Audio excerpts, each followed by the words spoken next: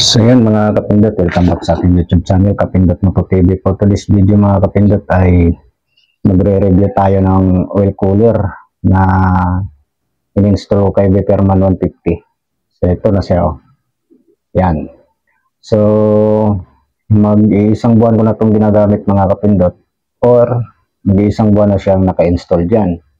So ngayon,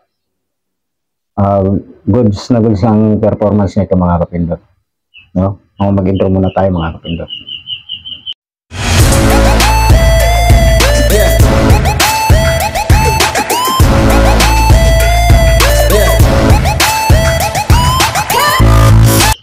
So tapos na tayo mag-intro.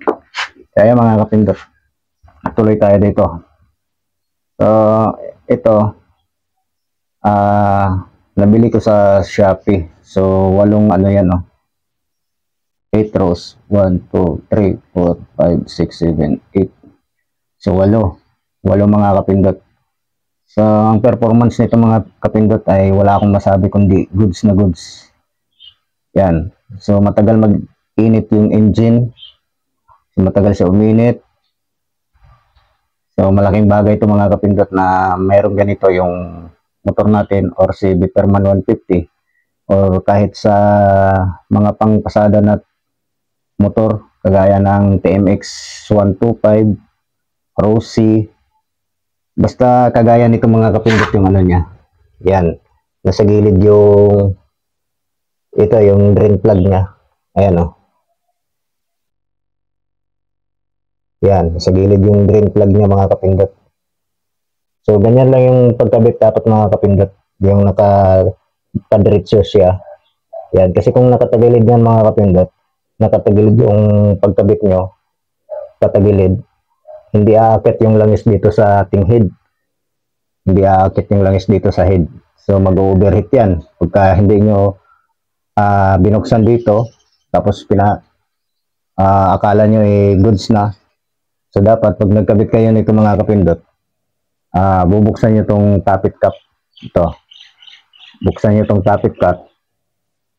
Yan, para makita nyo kung gumagana na itong oil cooler natin. Pagka hindi gumana mga kapindot, walang langis na umakyat dito, dapat baguhin nyo yung pagkabit nyo, no?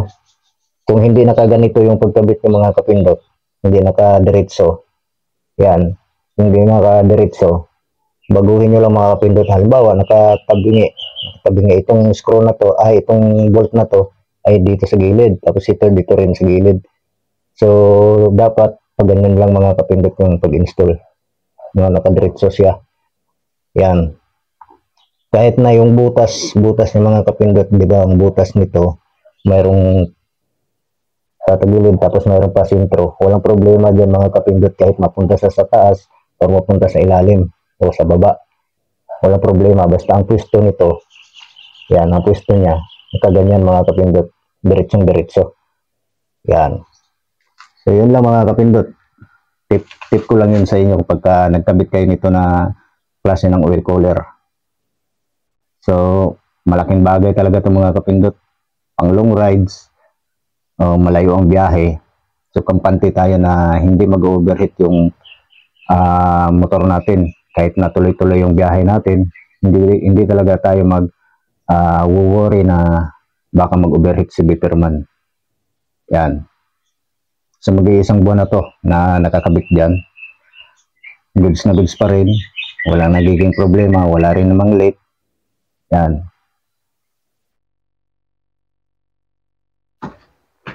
Ikot tayo dito sa kabila. Ganyan lang yung pag-install ko sa kanya mga kapindot, no? Ano? Yan, may mga kasama namang bracket yan. Ayan, no? Tapos dito sa baba, nakaganyan lang din siya. Ayan. So dito wala na akong ibang masabi mga kapindot, kundi malaking tulong ito sa engine. So matagal uminit yung makina, matagal uminit. So goods na goods ang performance nitong ating oil cooler. Nabili ko sa Lazada ng 2-3. 2-3 ang bili ko nito sa Lazada. So kung gusto nyo rin itong bumili mga kapindot, iiwan ko na lang yung link sa ano natin, comment section, or ilalagay ko sa description box yung link nito mga kapindot. Yan. Malaking bagay o malaking tulong talaga siya mga kapindot sa engine natin, lalo na dito kay Beperman. Yan. So itong block na to mga kapindot, pinalitan ko lang yung stock na block para meron akong reserba. So wala namang problema yun. So sinubukan ko lang to kung parehas sila. So parehas naman kasi pang unang modelo kasi ito na na block. Yan. So goods na goods pa rin yan. Yung performance ng ano natin mga kapindot, oil cooler, maganda siya sa engine. So tinutulungan niya na lumamig yung langis, no, kasi kung wala to, sobrang init talaga mga kapindot ng makina. Sobrang init niya. Kasi pagka pinaandar mo ng makina, pakiramdaman niyo to mga kapindot, sobrang init din itong oil cooler natin. So kung wala to, may posibilidad talaga na mag-overheat sa mga kapindot pagka malayo ang biyahe kung wala tayong oil cooler, no, kasi pagka install nyo nito tapos gumana na, may langis na umakyat dito sa head, tapos siguro mga 5 minutes iinit na to mga kapindot kasi umaakyat na yung langis. Pagka akyat dito, yan, paglabas dito, kasi lalabas yan dito aakyat dito sa ating oil cooler, tapos lalabas doon sa kabila, papasok ulit dito. So pa ganun-ganon lang siya mga kapindot, ikot-ikot lang siya dito para palamigin niya.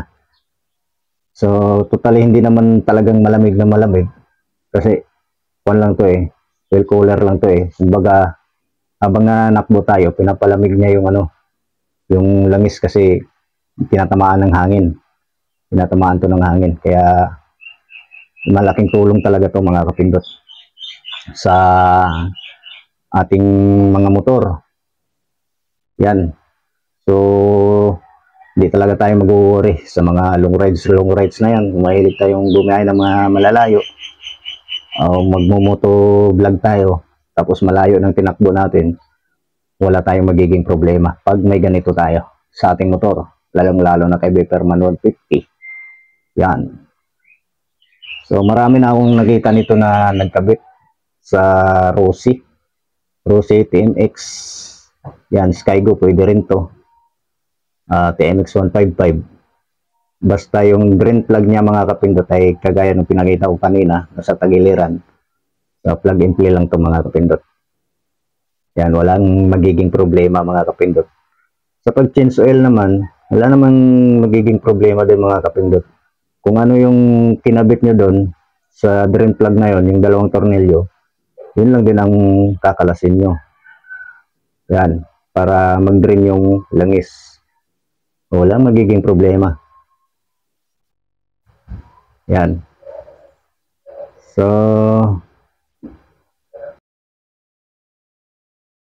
ang ating oil cooler. Share ko lang din sa inyo mga kapindot para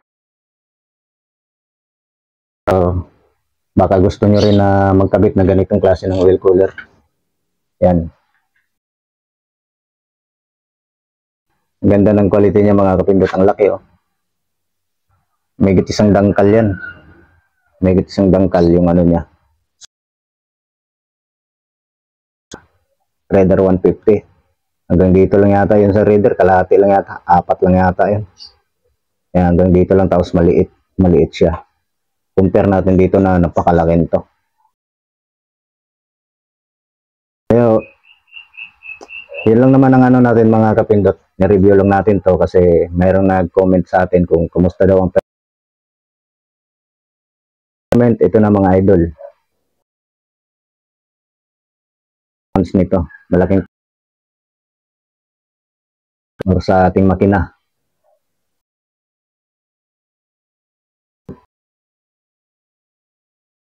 Ayan o. Ano, inaandar ko na to kasi sinabay ko na to ng review. Full review na natin to mga kapindot. Itong kuha natin. In-install na oil cooler. Goods na goods ang wala talagang katagas-tagas yan mga kapindot. Ayan o. Ayos na ayos kay Biperman. Wala ka nang babaguhin kundi salpak.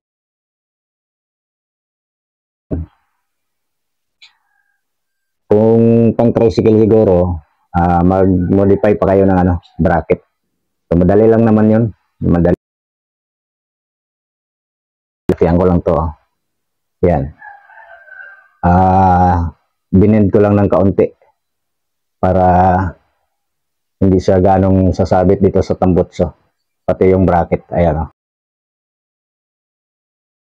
Yan. So, yun lang. Yun lang ginawa ko dyan. Tapos dito sa taas, ganun din.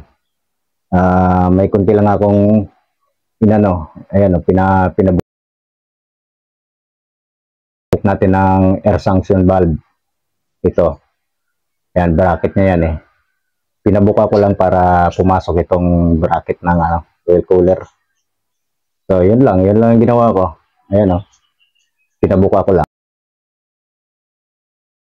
May pabuka ko na siya. Goods na. Salpak na lang. Ayan. So, yun ang mga kapindot. Ito lang yung full review natin dito. So, hanggang tulong sa ating engine na hindi mag-init.